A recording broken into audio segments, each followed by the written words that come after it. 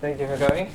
Pleasure is all mine. Actually, I heard a really nice anecdote that you said that the way we actually met is really interesting. I think it must have been 6 or 7 years ago Yeah. now when the brand first started out. I was doing a video or photo shoot on Cambridge Road. Yeah. And the brand that organized the shoot didn't take into consideration a place for me to change clothes. Yeah. So they went around knocking on doors, and coincidentally they knocked on your door, and you kindly opened it, allowed us in on the day, and I ordered a pair of run of Sagans from yourself, and I've followed the brand ever since. I've always been into menswear, but I think my taste has been quite varied. Where do you think that comes from, like that want to explore? My dad was a very early influence. He had a very white-collar career, worked in a bank from an early age, and I would sit on his bed and watch him get ready for work every day. And he has a very sort of meticulous approach to getting ready for work. On the flip side as well, my mum happens to be a textile designer. Good. So those two sort of influences in terms of attention to detail from my dad and creativity from my mother. I think the Sagan Classics are a beautiful pair of shoes, and they're expertly constructed. They are my favorite shoes, I must say, and I'm not just saying that because you're here. So where did the idea for the Sagan come from? So I think it was a mix of a few things I saw coming. There was this trend of the Albert slipper kind of dying off, and I was like, okay, what will follow will probably be the Belgian loafer. The classic Sagans, I would say, have been for me personally like a conversation starter. I've found that everywhere I've worn them to, people would typically ask me the question of where did you get them from? How did your existing customers who were used to the classic Sagan with the way it was constructed, how did they take to the strides, for instance? Right. It's a little bit different aesthetic. So the customer I had in mind was a bit different because it was more actually of a European taste that I wanted on the stride.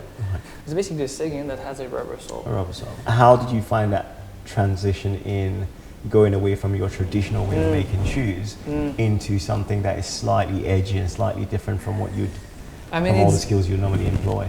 It came with growth, and it also came with hiring. My role kind of changed, and I started being designer. Like instead of being the maker, I started designing. And then the fact that I came from bespoke, nothing that I do can look industrial. So the shoes remained like I wanted them to flow. We had like the pattern of the tread was hand drawn, like a hand drawn the pattern.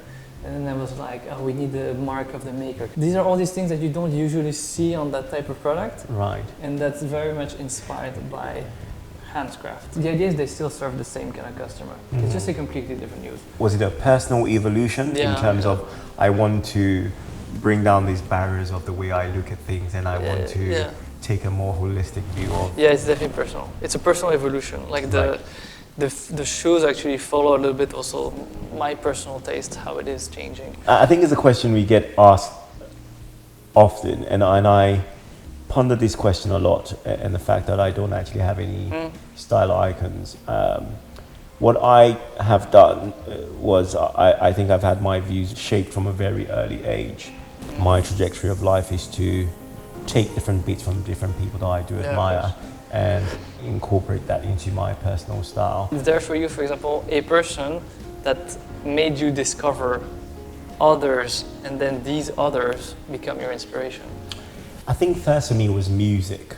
Yeah. I was heavily involved in music as a young child, and influences from someone like Lenny Kravitz had a ripple effect on my personal style as well, because he's one person I've studied over the years, and he's always had the same unique personal style. I think he's in his 50s now or 60s. He's carried that gracefully into that sort of age, and still dresses the same way. I think he still has the same style, probably has evolved, but it's the same attitude, I'd say. Exactly. I describe my personal style now as a blend between a relaxed and a classic approach to styling, because I favored sort of Italian tailoring because of that lightheartedness approach to how they wear their clothes. And I favor that over the stiffness or rigidity of what you'd find in British tailoring, which is very almost box-like. And that's not to say I don't have an appreciation of British tailors or British tailoring.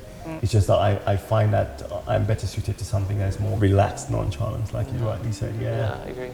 Yeah.